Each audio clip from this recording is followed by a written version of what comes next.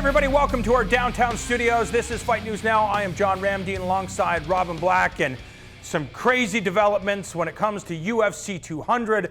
There is a new main event. We were supposed to have the light heavyweight championship between Daniel Cormier and the interim champion Jon Jones. That fight is no longer taking place. Our man John Pollock is in Las Vegas to give us the 411 on what went down.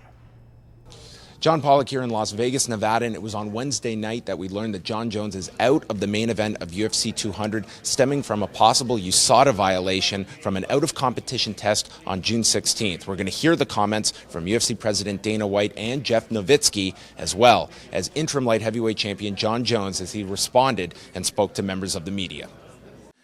The main event for UFC 200 is Mark Hunt versus Brock Lesnar. The UFC organization was notified tonight that the U.S. Anti-Doping Agency has informed Jon Jones of a potential anti-doping policy violation stemming from an out-of-competition sample collection on June 16th, 2016. He's got the chance to prove himself innocent before being called guilty, but if it's true, obviously super disappointing. What's up, guys? DC, can you explain your emotion when you heard the news? Very disappointed. I've worked really hard to prepare for this, and you take care of what you can take care of, and that's what I did. But more than anything, just really disappointed. Supposedly they found something in one of my samples that I have no clue what it is. I don't even know how to pronounce it. I've been taking the same supplements the majority of my career, and I've been so outspoken about being against any type of performance enhancers. I'm still to this day extremely against performance enhancers, and so the whole thing sucks because being labeled as someone who would ever cheat is it just hurts me more than anything else I've ever been through in my career. I haven't had the opportunity to talk to him.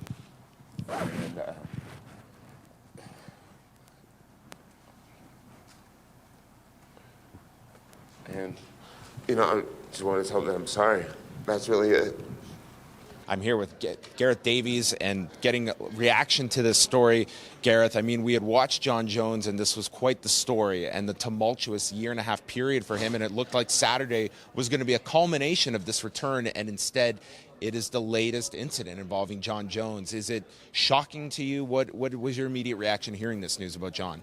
Well, it's almost disbelief, really, because, how many of us were so excited about the fight between Jones and Cormier?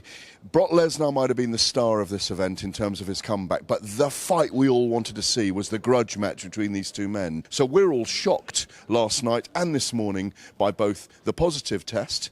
Jones is shocked as well. I mean, we've never seen Jones have to leave the dais in tears. He's a broken man right now. And if he gets a 2-year ban, John, takes him to 30, he's already been out a year. That's 3 years out.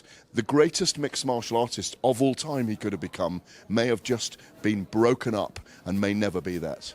How did you think Jon Jones handled things at the media? He was obviously very emotional. As you mentioned, he had to get up and exit at one point before returning, and doing so quickly after the announcement. Did you think it was too soon for him to make a public statement, or do you think that this was the right message to send? It was definitely the right message to send. The weird thing about North America is I always find that someone goes from villain to cult, and he's a real villain right now, but he's just cried and broken down in public. And if he can get this together, if it is an abject test, a false positive, if you like, if it is a contaminated supplement that he's taken, this is the moment sometimes where fans change. It could become a great moment for Jon Jones. He's a God-fearing man. He said this could change his life.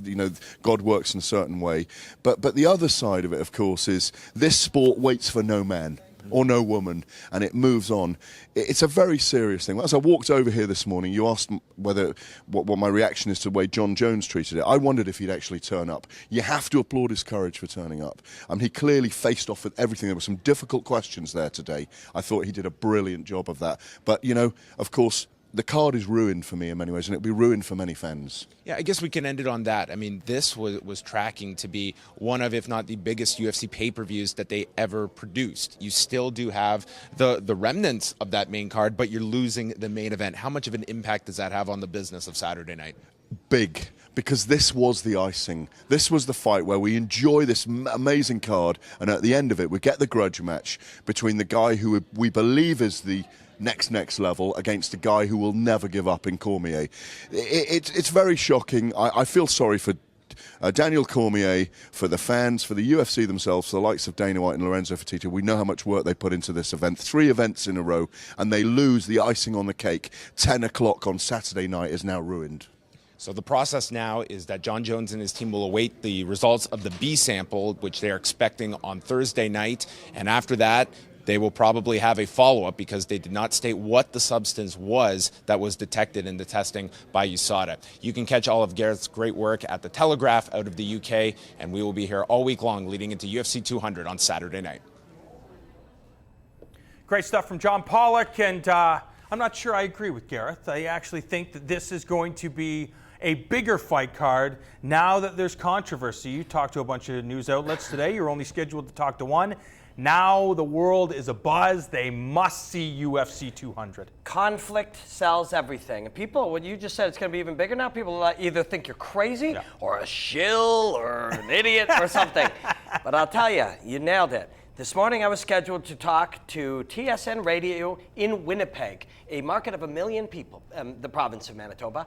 And then after this hit, I was booked for 11 national radio and radio out of Los Angeles, radio out of Phoenix, Arizona, radio out of DC, and 2 national TV mainstream outlets. All of which we're going to do 0 coverage on UFC 200. 0. So the millions and millions and millions and tens of millions of people who watch mainstream stuff outside of our niche, where we all reside right now, where Pollock and Gareth are in the heart of, right there in Vegas, all of them talking about UFC 200. And in those conversations, just the 11 or 12 I had, and you know that there's hundreds and hundreds with people who talk about fighting all across North America and everywhere. All of those conversations. Oh my God, he got dinged for drugs. And then, what's this going to do to the card? Well, you're talking to me and you weren't planning to.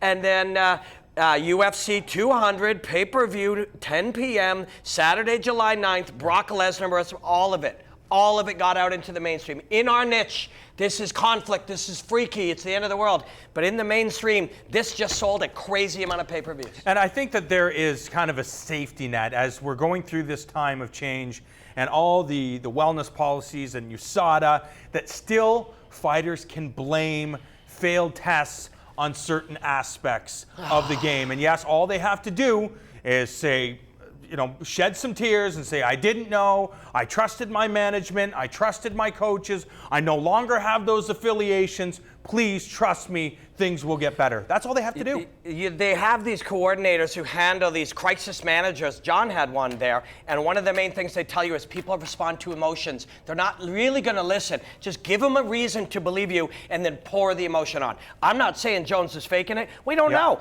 But we have seen many, many, many, many athletes forever cry and protest. Lance Armstrong did it for a decade. They cry and they protest and they say they didn't do it. And then later on, they're proven to do it. And then as human beings, we see another man cry, we hear another good excuse, and we buy it. He may be telling the truth, but at least consider he may be lying, because we've seen thousands of athletes lie. And they are looking for a replacement for Daniel Cormier. Michael Bisping is out. Dana White says it's not going to happen. It will either be a catchweight bout or the light heavyweight championship. That is it for us. Don't go anywhere. More FNN is coming your way.